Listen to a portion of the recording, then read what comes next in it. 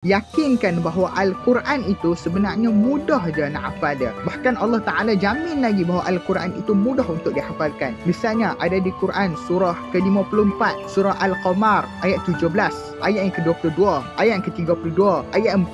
Allah sebut dalam satu ayat yang sama, itulah walaqad yassarna Qur'ana lidzikri fahal min mudakkir. Allah Ta'ala kata, dan telah kami mudahkan Al-Quran itu untuk menjadi peringatan. Maka apakah ada orang nak ambil pengajaran? Mungkin kita baca makna, itulah yang kita faham, tapi tak boleh faham daripada segi makna sahaja, mesti dari tafsir. Bila kita baca terjemahan, kita faham, oh mudahlah. Tapi bila kita baca dengan tafsir, Allah Ta'ala nak beritahu bahawa sesungguhnya Al-Quran itu mudah untuk dihafalkan. Fahal min mudakkir. Allah Ta'ala kata, maka sekarang siapa yang nak start hafal? Aku mudahkan Al-Quran tu untuk hampa hafal. 4 kali Allah jamin.